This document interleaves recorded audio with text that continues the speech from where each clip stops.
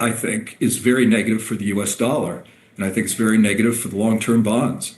Again, all these trends just seem to be very firmly in place to me that the long end of the bond market cannot rally very much. It's interesting, we've seen the 2-year Treasury come down a lot, leading the Fed on, but we're not terribly far away from the high of the year on the 30-year Treasury bond.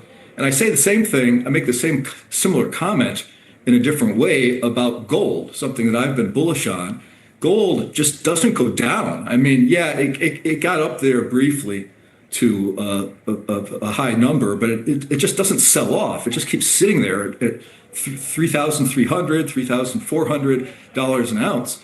And one thing I've learned after all these years in this business is when something moves a long way and it just consolidates and doesn't fall and yet has sometimes some good reasons for showing bigger correction. Gold hasn't corrected hardly at all. I mean, if you're long gold, you haven't had anything to worry about. I mean, sure, there's volatility day to day, but the level has held up. It's doubled in price over the past couple of years, and it doesn't show any signs of relaxing. So I feel like these things are long-term trends that have started to develop, and I'm sticking with them until such time as there's some fundamental reason on the horizon why these things are going to change. But if the economy is weakening, we're going to have more bond issuance from the U.S. government as tax receipts would go down and expenditures would go up, and we're starting at nearly 7% of GDP. So we could easily see a budget deficit that's $3 trillion, $4 trillion in the next recession. And that's not going to be good for long-term bonds. So I am sticking to my ideas that I've been developing over the past few years now, that in the next recession, you are not going to see a long-term government bond rally in the United States. I thought you'd see one initially on a knee-jerk basis, and that indeed happened. But now we're closer to the high of the year on yields than we are on the low of the year. And this in the context of a weakening picture in many parts of the economy, and most notably now, perhaps one robin doesn't make a spring, but perhaps this employment report last Friday is more meaningful than we thought it was going to be on Thursday evening. So we'll see what happens. I think employment is clearly weakening. The establishment survey is the one that comes out on the first Friday of the month. There's also a broader survey, a household survey. The jobs created in the household survey are negative for the last 3 months cumulatively and the last 6 months cumulatively. There's negative job growth from the household survey. And so it's pretty clear that the labor market is we always say it's a lagging indicator. It's not a leading indicator, it's a lagging indicator, and it appears that it's starting to fall in line with some of these other indicators which have been suggesting weakness for quite some time. So that's where I think we are, and I think we're going to see the Fed cut rates at least a couple of times, probably 2, maybe 3 this year. So it's somewhat of a conundrum for investors. If you think the economy's weakening, you're like, well, maybe I don't want to own U.S. stocks at current valuations. However, as we already discussed, if the Fed's cutting, well, I don't want to fight the Fed because that would be silly. So I might as well buy stocks. But you've been favoring non-U.S. equities, Europe, Mexico, India. Yeah. Do you still, and how does that factor into what even you admit is going to be a rate-cutting environment? The only question being how many? Yeah, these ideas are long-term plays. I particularly when it goes to risk assets, equities for sure, I take a very long view. Most people, that watch CNBC, they're watching the markets minute by minute, certainly day by day. And they may be making adjustments week by week. I don't invest that way for long-term money, for risk assets, which is long-term money for me.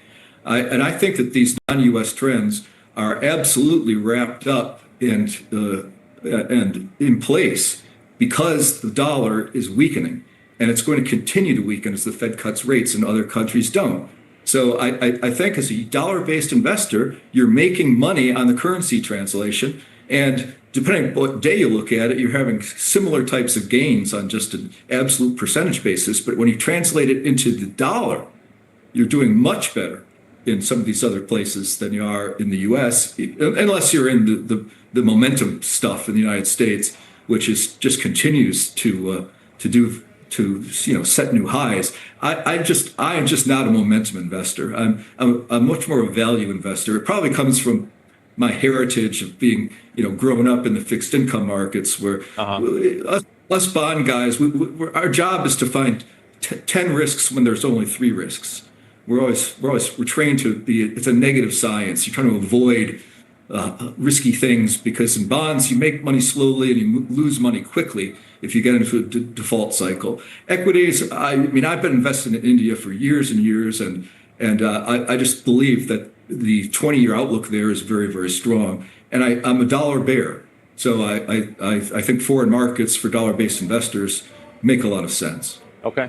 We'll leave it there, and we will see you next Fed Day, and we will see you in person, too, at your headquarters in L.A., which I look very much forward to. Jeffrey, be well. We'll see you soon. All right. Good luck, everybody. Yep. Take care. That's Jeffrey Gunlock. Up next, we'll have more on today's market bounce back with Bank of America's Chris Heisey and New Edge Wealth's Cameron Dawson. Closing bell. Coming right back.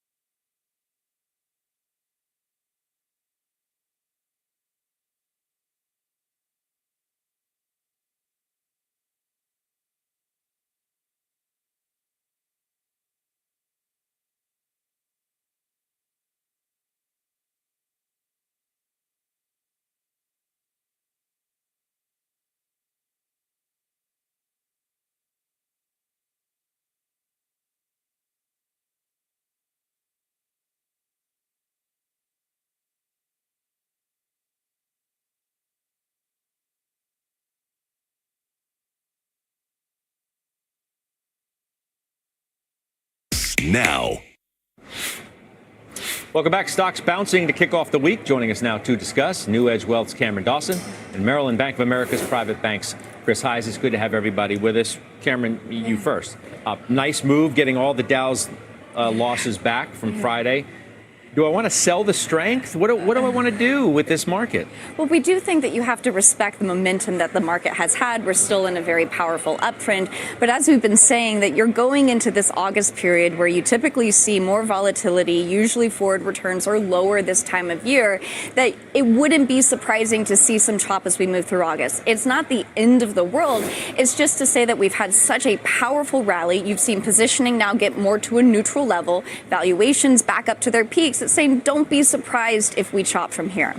Chris, buy any weakness, sell strength. What's the strategy here? Keep going to buy on weakness. There are no signs that profit estimates and revisions are going the other way. In fact, they're going up, not down. And a majority of companies are coming through with better than expected earnings right now. We don't see a peak in that. So we're going to continue to ride the profit wave here. And therefore, we're going to continue to buy on weakness, and particularly the areas that are exhibiting not just strength in price and news momentum, but also earnings momentum. What do you think today's about, Chris? Is this rate cut momentum back in the market? I have some saying bad news is bad news again, but this market today is acting like bad news is good news because you're going to get rate cuts. And even Jeffrey Gundlach, who's been reasonably skeptical of the number of cuts you get, says, well, you're going to get 2, maybe even 3. Takes on the Fed funds futures market, trying to factor in how many rate cuts there will be at any point in cycle, let alone this one, which has been changing almost every other Fed meeting. I think this rally today is really just an understanding that Friday's was an overreaction. Yes, those revision numbers were pretty shocking to a lot of folks, but I think if you read between the line, average hourly earnings, average hourly wages went up, and the number of hours in the work week went up. And it appears more that the employment markets are in balance, both supply and demand, versus these revisions because a recession is in the offing. So I think it's more of an understanding of that, and less so, frankly, about rate cuts. Cam, do you think Friday was an overreaction? I think to an extent. Obviously this market is thinking that it can thread a very fine needle between jobs being just weak enough that it allows the Fed to cut, but not so weak that it causes us to cut GDP estimates or causes us to cut earnings estimates. Or put a capital S on stagflation in a conversation about that. Exactly, because we do know that we have 2 more CPI prints before the next Fed meeting, and there's probably going to be a little bit of spiciness in there, mostly in the goods line, and Powell acknowledged that last week. But the good news that inflation has is that you still have this deceleration in shelter, which is the services inflation. So on the surface, you probably don't get this really hot inflation print, but still spicy enough that the Fed being backed into a corner would not have cut it had it not been for these revisions. Well, how much of a tell is today's Russell, for example? Yeah. So it's up 2%. To me, that screams cuts are coming. That is the epitome of the needle threading, because the Russell 2000s needs lower rates to help the balance sheet, but it also needs resilient growth to help the income statement. 40% of the Russell 2000 is already unprofitable in this economy. So imagine if you were to see economic growth slow down even further, the Russell 2000 would not be rallying. State the tried and true trade, Chris, mega caps after last week. If we learned anything last week, aside from the macro, it's that these companies just continue to produce their earnings. They're spending like crazy, and the market for now believes that they're going to get a good enough return on that money. Good point, Scott. Back a few months ago, it was all about how much they're spending and will they get an ROI that's acceptable on what they're spending. Now it's about, well, maybe that was not only incorrect, but the return on that investment spending they're doing is substantially higher than what anybody expected. What is still amazing to me is you're talking about $3 and $4 trillion companies that can adjust their business models pretty flexibly and pretty quickly to be able to re-kickstart more earnings growth after we all thought initially that they were going to peak out in their earnings growth. And here we are, once again, they're re-accelerating. So yes, we stay with that. The mega tech and tech-like industrials, utilities, and financials are right there too and joining the leadership. All right, stay with the winners. Chris, thank you. Cameron, thanks to you as well. We'll see you soon. Up next, we track 3 big movers as we head into the close today. Closing bells coming right back.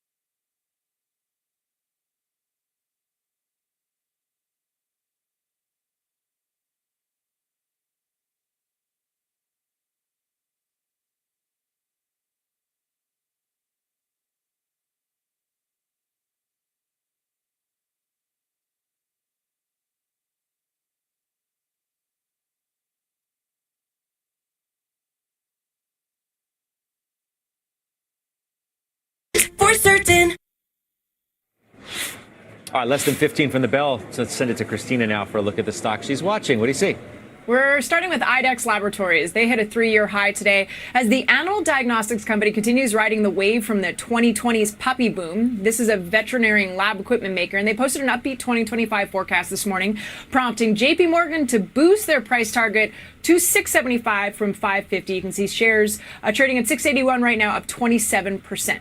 In a somewhat unusual market catalyst, President Trump gave actor Sydney Sweeney a shout out, noting she's a registered Republican and that the American Eagle jeans from her recent ad are, quote, flying off the shelves. While American Eagle hasn't confirmed any sales bound from the ad, shares did jump on this endorsement about 24% higher.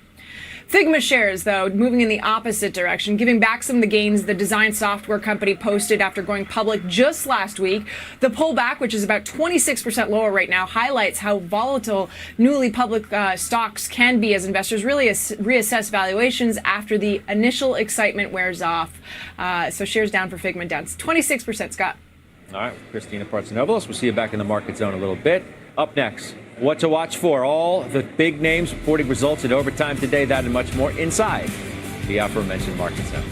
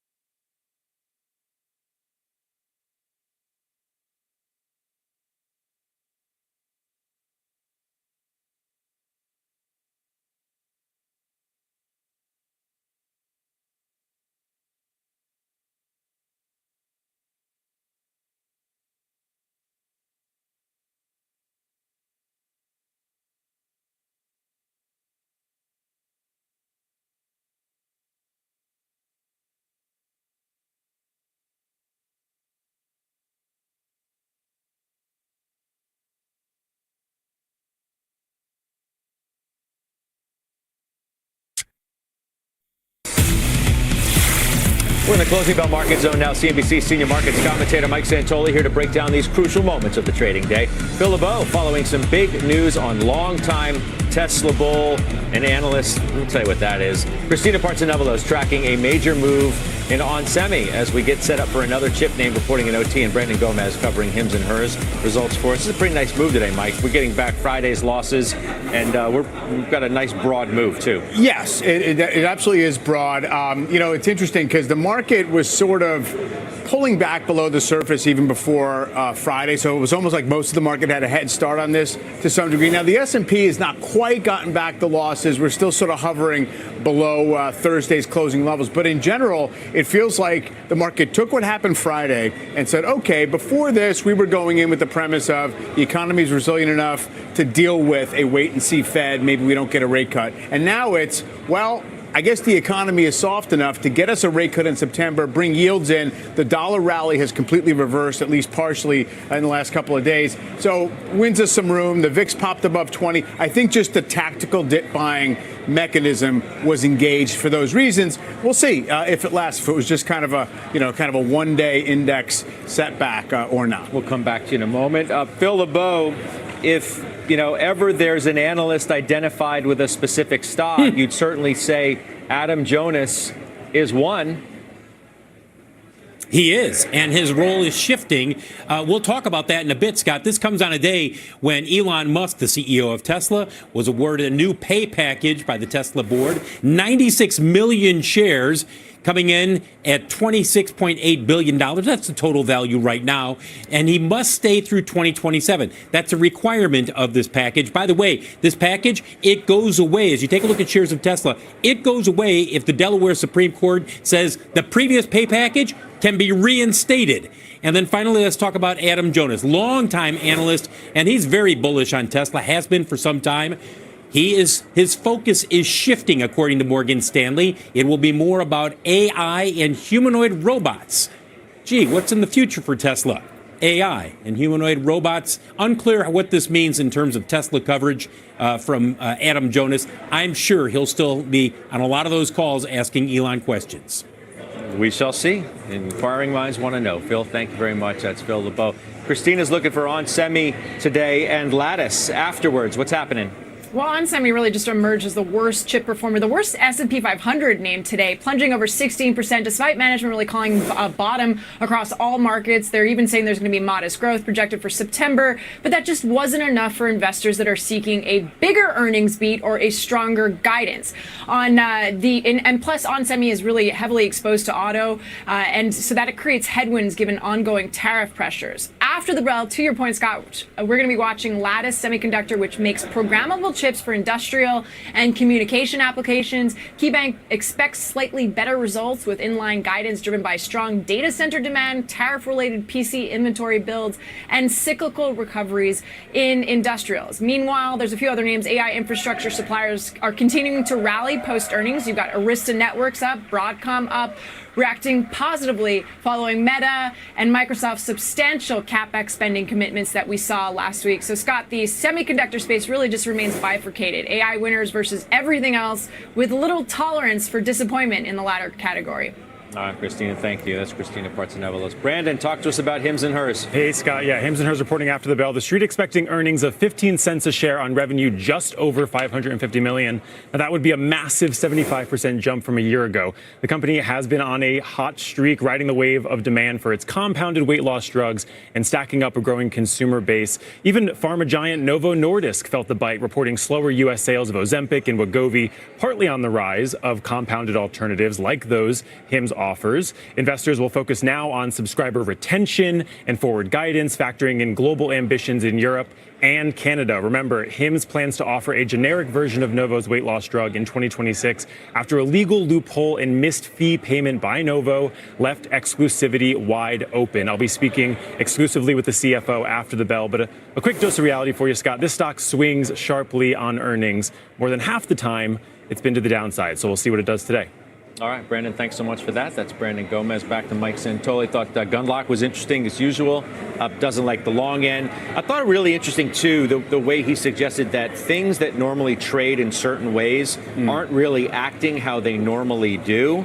which maybe changes the calculus on how things are going to go moving forward. Yeah. The dollar, Sure. the long end, and things like that. Yeah, I mean, there's been a little bit of slack in those relationships for a while. I mean, you can dial it back to, if you want to knit it to post-pandemic changes, but, the yield curve didn't really cooperate in terms of foretelling an outright recession. Maybe the AI boom kind of rescued us from that. And then sort of the gold Bitcoin interplay, it's just not that clean all the time. So I understand the idea of not maybe leaning on the same sort of trading cues. I do think the AI dominance of the equity market cap is a significant factor that we're, having to deal with. In other words, you're not seeing economic macro concerns always filter into the equity indexes the way you might have expected at some point. So, yeah, it's a noisier environment. In terms of the long end, I mean, I'm not sure how much more you want to see it rally, right? I mean, it's one of those things where, yeah, it's good to have yields come off the boil, but the lows after Liberation Day were like 4% on the 10-year. 420 has been kind of the lower end of the range. Beyond that, we're sort of there. So I do think it's still worth watching it as a signal for embedded market expectations. Right now, rate-sensitive stuff's moving. Home builders have finally continued their recovery a little bit on this move. Even consumer cyclicals have been doing fine, even if it's mostly today an AI and mega-cap tech trade. Well, the more the long end yields go up, the more you have the conversation about this deficit that continues to escalate and that we have to fund. It's interesting because you definitely do. And if yields go up, that is going to be the conversation again. Whether it's exactly possible to precision pinpoint that that's what's going on, that it's really about demand for all this debt that we're selling, or now everyone's comforted by the tariff revenue as if somehow that sort of takes the pressure off on the financing needs. I think it's much more, if we have a real recession scare, those yields are going down. I don't care what the deficit is. So that to me is the more near-term signal that I would be focused on.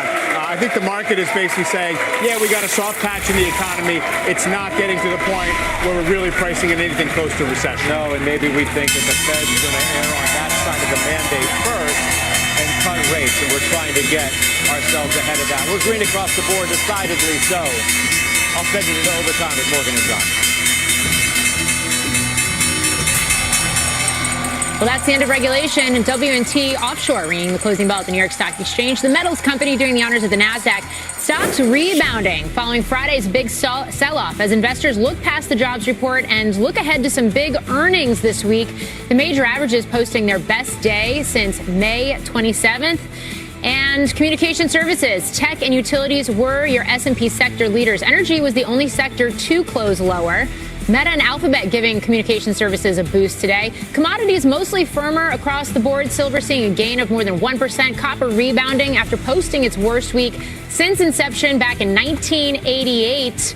On the flip side, though, crude falling after OPEC Plus agreed to another big increase in production that starts next month. Well, that's a scorecard on Wall Street, but winners stay late. Welcome to Closing Bell Overtime. I'm John Fort alongside Morgan Brennan. Coming up on today's show, another big day of earnings headlined by Palantir, and we'll also be watching for big news and big moves from other names, including Hims and Hers and Lattice Semi. But let's start with the markets and the bounce back from Friday's sell-off. The NASDAQ adding nearly 2%. Gains from NVIDIA and Meta helping to lead the way. Christina Partsinevelos is at the NASDAQ with more. Christina.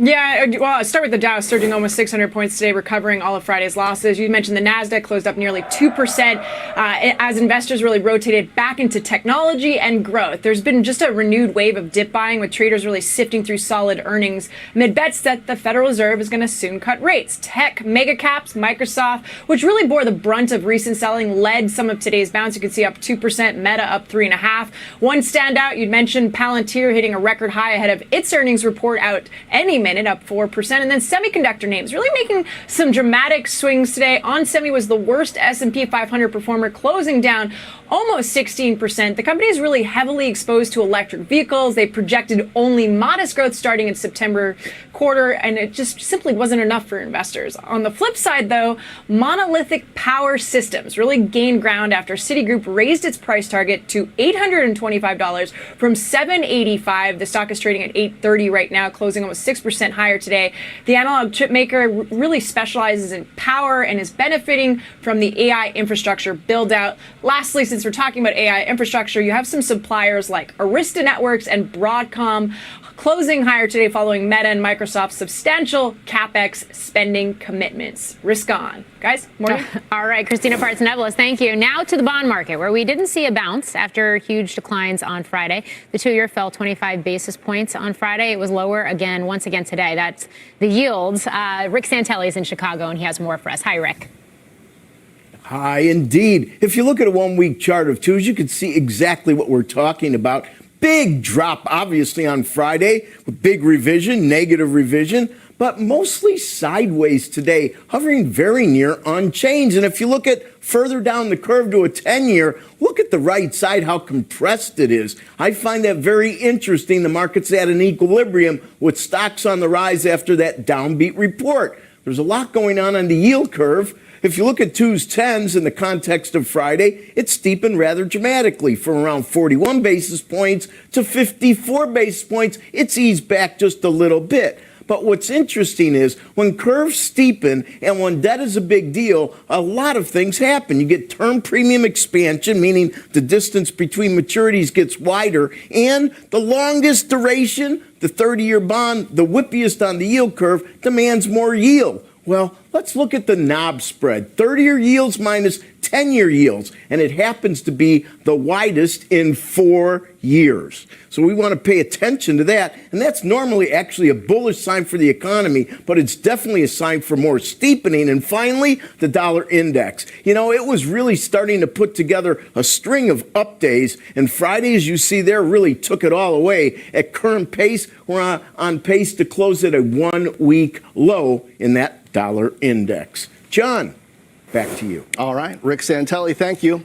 Well, earnings season is showing us whether economic uncertainty is having an impact on companies and consumers, but do the results reflect what the recent macro data is signaling? Let's bring in JP Morgan Asset Management Chief Global Strategist David Kelly and Bahnsen Group Chief Investment Officer David Bahnsen. David's welcome.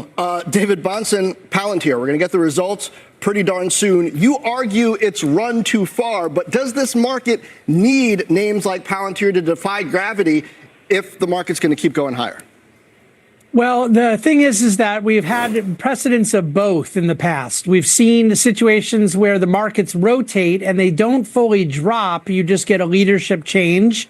I grew up at that moment in 2000 when we did not see, even as the NASDAQ fell precipitously, all markets drop. Large cap value, more Dow-like names actually did very well. There's other precedents where, yes, those leadership names kind of self-correcting and reverting to the mean in terms of valuation can bring the whole market down. So the Palantirs and NVIDIAs of the market, is the whole S&P reliant on them? I'm not sure that the jury's come back yet. I think that verdict is going to be very important. Okay, well, speaking of, we have Palantir earnings. Those are out. It's a beat and a raise. EPS of 16 cents adjusted. That was 2 cents better than estimates. Revenue of $1 billion. Also a big beat. First time you've seen quarterly revenue that has hit $1 billion.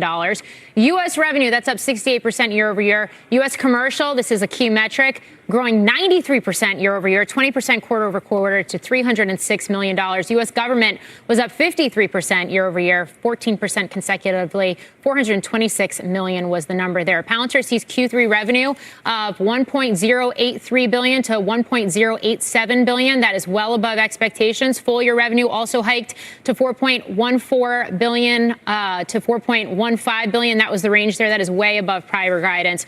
Also raising adjusted operating income, free cash flow guidance for the year. CEO and co-founder Alex Karp saying, quote, just tell the haters, read them and weep.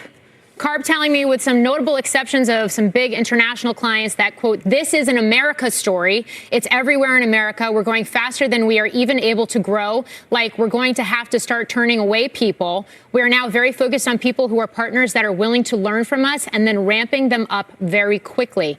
Palantir posting a rule of 40 score of, get this, 94% for Q2. That's hot. That's higher's better. This is basically an unheard of metric. Karp telling me the plan is to grow revenue 10x over the next 5 years, and to do so while decreasing the number of people that are working at Palantir from 4,100 down to 3,600, though they are not planning to reduce that headcount with any kind of layoffs.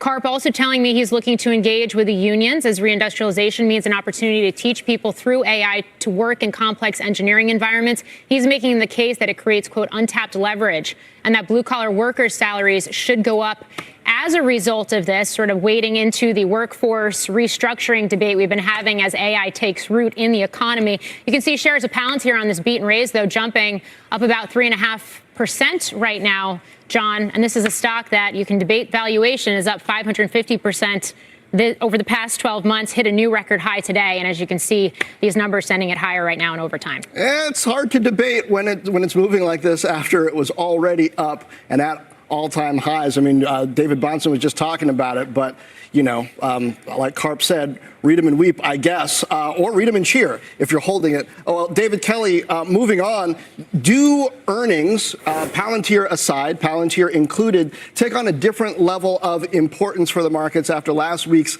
jobs data and revisions, or no? Yeah, I do think they're important because really, you know, the jobs numbers, it's just one report. I think, you know, I don't believe the BLS were manipulating the numbers in any way. They never have. But it's not that accurate, and I think it maybe overstates the weakness in the economy. If you look at light vehicle sales in July, we just got those numbers, 16.4 million units. There's nothing wrong with that. It looks like domestic airline travel is stabilizing. So what we've got here is we've got a tortoise of an economy, but it's still a relatively healthy tortoise. It's moving forward. The market is closed. We're going to have somewhat higher inflation. So it looks to me like the economy is doing okay, and the big thing that's really changed in the last few days is the probability of the Fed cutting in September has gone up. So it looks like we may get our interest rate cut cake and still be able to eat a fairly healthy economic backdrop. So, David, the buying in bonds David Kelly, the buying in bonds that we have seen, does it make sense to you? What is that market signaling here? Well, I think it means lower rates. I mean, not only have we priced in a rate cut in September, but there are now 5 rate cuts priced in between now and the end of the year, so end of next year. So it looks like, you know, the markets are thinking, okay, the Fed's going to get down to 3% rate. If you've got a short money at 3%, then surely that long-term rate can come down a little bit. And also, we are still talking about a slow economy. You know, we're talking about an economy 1.5% growth. So maybe that does allow for some decline in long-term interest rates. I don't think, you know, the economic fundamentals aren't that exciting, but it doesn't take a lot for this market to get excited. Okay. David Bonson, ahead of today, 2/3 of the S&P had reported Q2 results. Average earnings growth rate standing at 10.3% year over year per FactSet. I realize you think Palantir is expensive here. What would you be buying? Well, for us as dividend growth investors, we're always looking to find the highest quality companies at good valuations that are growing dividends, and that's our investment methodology. I think for index investors, what they have to wonder is whether or not the risk profile of what they own right now is the same as what they bought, with 10 companies representing over 40% of the index. Did they mean to sign up for 490 companies, becoming almost a minority of the overall positioning? I mean, it's a different risk reward profile. That doesn't mean it drops in a week, and it doesn't mean it drops in a year. 23x might be sustained for a little while. It's just whether or not we are reverting to the mean eventually, I don't think is for debate. It absolutely will happen. It's just a question of when. So we choose to focus on quality all the time, not being good at timing those things ourselves.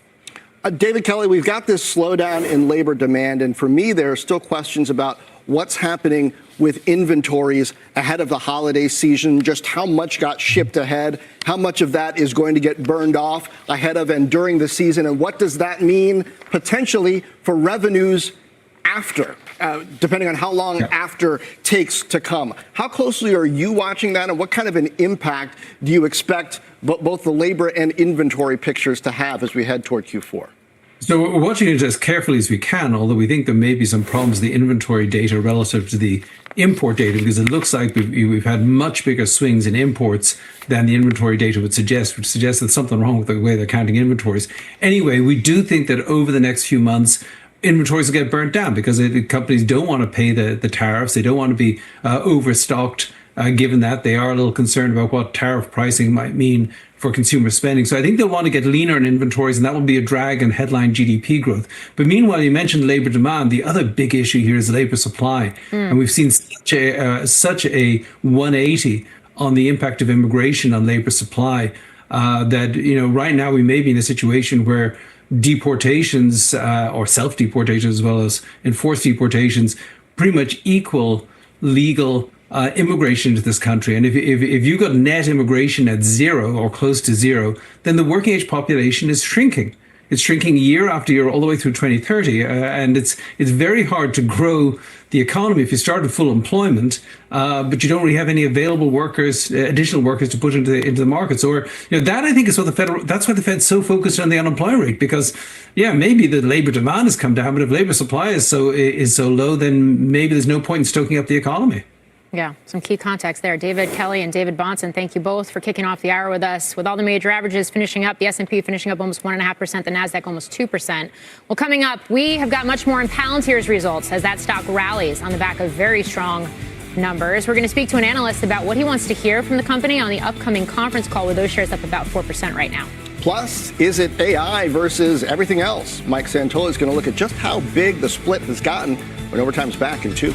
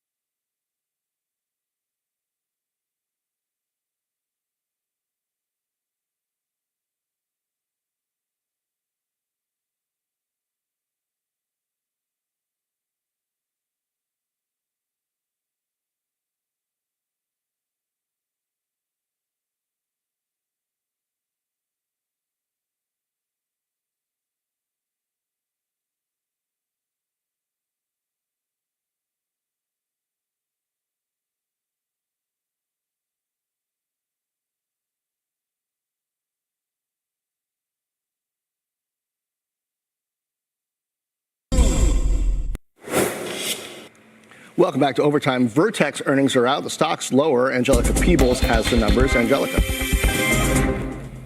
Hey, John. Well, Vertex beating on the top and bottom line, but the bigger news here is that they're saying that their next generation pain drug, VX-993, failed in a phase 2 trial, and as a result, they are not moving forward with that drug. Remember, pain is becoming an increasingly big area for Vertex. They had a drug approved just earlier this year, Jernavix. That appears to be getting off to a little bit of a stronger start than we saw last quarter, so we'll want to hear from more information on how that launch is going on the call. And they're also announcing that their Chief Scientific Officer, David Altshuler, will be retiring next year. They're going to go ahead and promote their current head of research to take his job next year when he leaves the company. So much more to listen to on that call, guys. All right, Angelica Peebles, thank you. With shares of Vertex down 11% right now. We're continuing to watch shares of last week's hot IPO, Figma. The stock losing about 27% today, and 20% of its value today. It went public Thursday at $33 a share. It traded as high as $142 a share on Friday. And as you can see right there, it closed today at just under $89 a share, only a few bucks from where it started trading. We're expecting another big week of IPOs, including Firefly Aerospace, which comes on Thursday, and John, which will be another key test of this defense tech and space tech subsector, if you will, that's emerging, and that Palantir is certainly pioneering. Okay, yeah, keep watching. Well, now let's turn to CNBC senior markets commentator Mike Santoli, who's looking at the split between AI names and the rest of the market. Mike? Yeah, John, not a new story, but one that really keeps getting louder. Here is a split of the S&P 500 into directly AI leveraged stocks, those that are in tech but not directly AI, and then, of course, the rest of the index. This is sliced up by the strategists at Citi, and you just see that the gap continues to widen. Non-AI tech and rest of the market in particular, looks like kind of flattish since early part of last year. We know this has been the case. The concentration continues. Now, take a look at the earnings trends for these different buckets, and it tells you why, right? The prices are following the profitability. This is the net earnings revision, so basically how many revisions are up versus down, and then you take that differential. And so here you have, AI, non-AI tech, and then all the rest. So how much can this divergence go? How long and how wide can it get? Unclear, but I do think what it tells you is the S&P increasingly is kind of stuck with those trends. And essentially, I think by some measures, more than half the market cap is in one way or another essentially capturing the AI theme. Mike, you showed the earnings revisions, but what I keep thinking of when I see that is how much some of these hyperscalers are spending on AI at the same time as they're getting a market benefit from it. How much does that speak to how well those big names that are spending big are also managing expectations? Well, what's interesting is I'm not sure if they're even actively having to manage expectations on the CapEx side, or if they were managing them, whether they would err on the high or the low side. What really is remarkable to me, I keep talking about this, is how the market is rewarding the companies that are sacrificing free cash flow this year in order to put it into AI by the tens and hundreds of billions of dollars, and also rewarding, of course, the recipients of all that money. That's like the NVIDIAs and Oracles and Broadcoms of the world. So for now, the market doesn't think this is all just kind of, overspend. It doesn't think that all the spending is redundant just yet. So I don't know how long that can last, where basically everybody gets the credit for doing the right thing in this environment. But maybe the opportunity is that big and there's enough to go around ultimately in terms of AI-driven profitability and productivity that all of it can be redeemed. We'll see. We'll see. All right, Mike Santoli, we'll see you later in the hour. Coming up, a retail name soaring thanks to the president. And we'll take a broader look at that sector heading into the crucial back-to-school season. Overtime, we'll be right back.